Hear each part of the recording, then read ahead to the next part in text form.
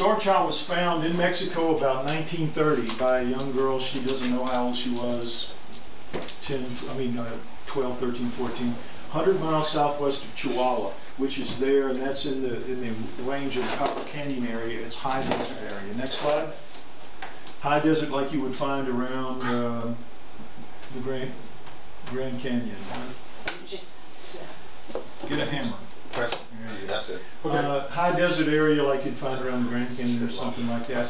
And in a cave, in a mine tunnel in the area, in an abandoned mine tunnel, she was out exploring as kids will do, and she had a basket with her, and she found up in the mine tunnel where she could still see lying on the floor of the mine tunnel was a skeleton, a human skeleton lying on its back. 1930. A kid didn't freak out when they saw a skeleton. Dogs and things in that area because the bones would stay. So she noticed beside it, when she got a little closer, was a mound of dirt, and coming out of that dirt was what she called a misshapen hand.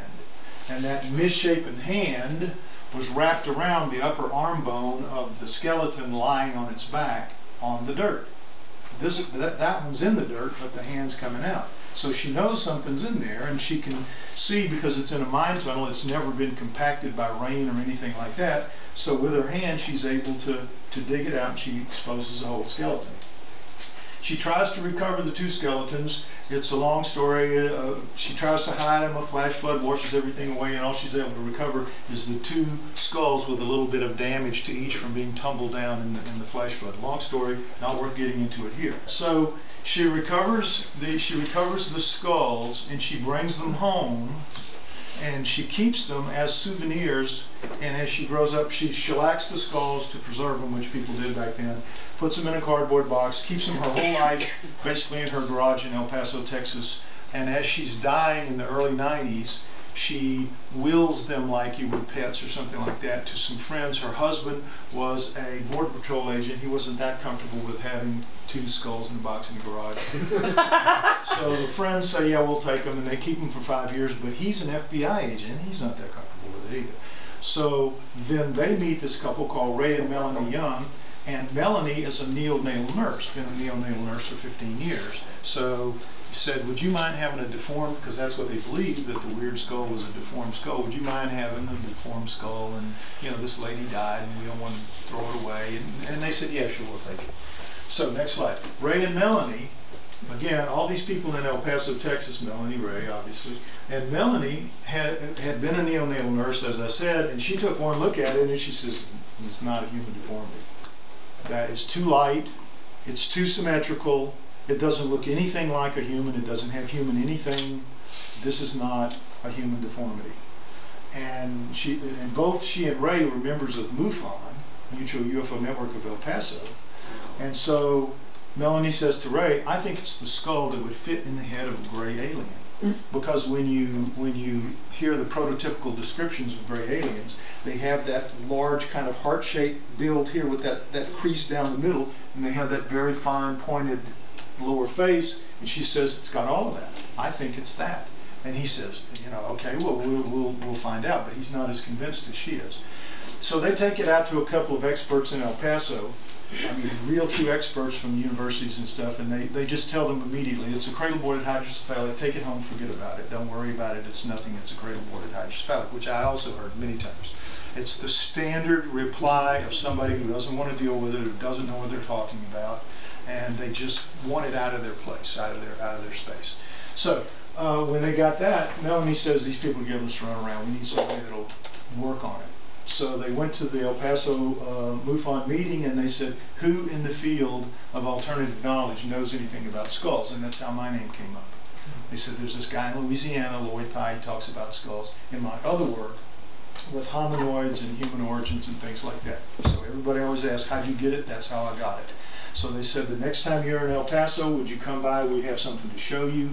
They showed me, and I thought it had to be some kind of deformity, but I didn't know what. I'd never seen anything like it before, but the idea of holding an alien skull in my hands was at first very impossible, just couldn't be. like finding the Dead Sea Scrolls or something. Couldn't do it.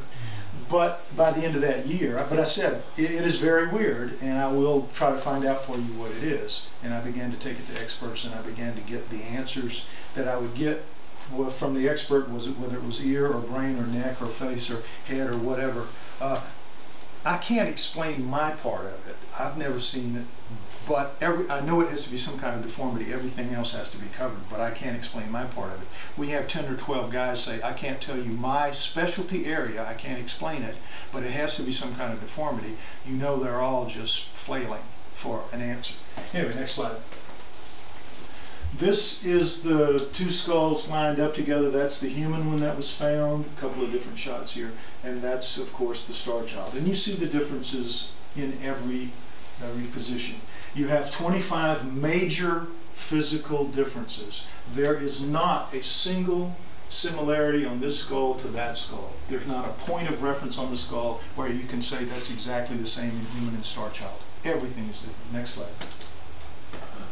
We start out here with the front view of the adult female and the Starchild skull. Note the eye sockets, the difference in the eye sockets, the brow ridges, you know, this swelling here is a brow ridges, nasal dip, you have a dip in the nose, no dip in the nose. Completely different starting out at those basic things. Next slide.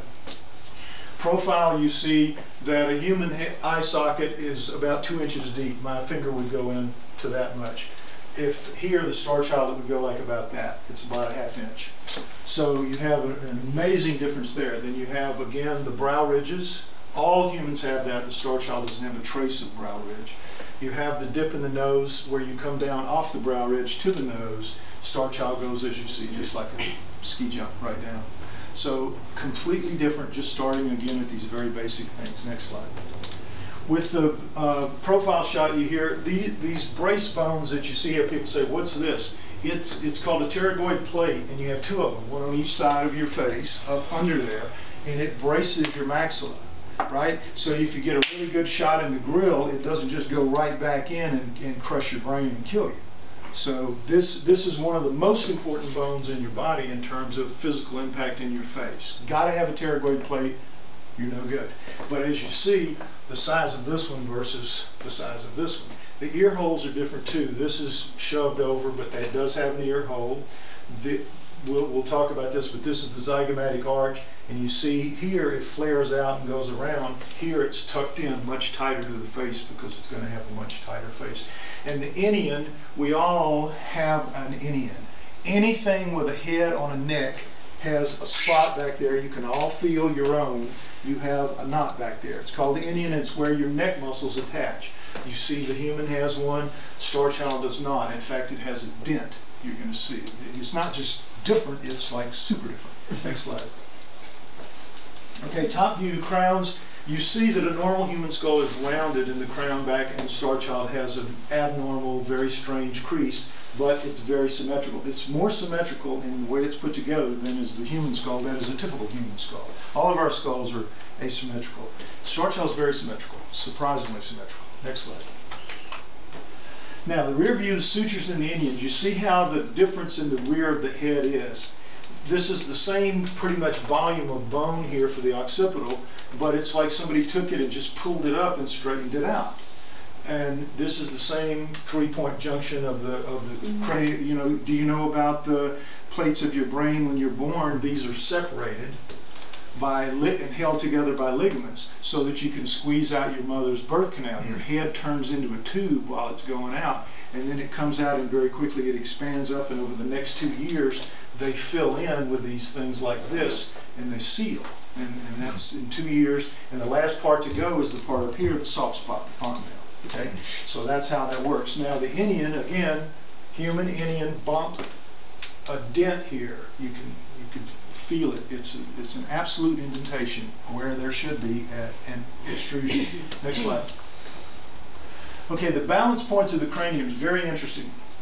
Well, the human face, a human skull rather, the face is imbalanced because we have those deep eye sockets. We have big frontal sinuses in here. We have hollow noses, hollow mouths. So it's like a fat kid and a skinny kid. You've got to move it. You've got to move the fulcrum back in favor of the skinny kid to give them more leverage. So our necks are centered. You can just see mine or anybody's back of center to make it work right. The Starchild is completely different. Its balance point is dead center down the middle, because you got all this here, and you're missing this back here, and you got all this here, and you're missing the air up front, because you've got that very shallow eye socket, you have no sinuses, which you'll see in a minute, and you've got a very small lower face. So the fulcrum has to be moved over, and the center of gravity has to be moved over such that it's dead center.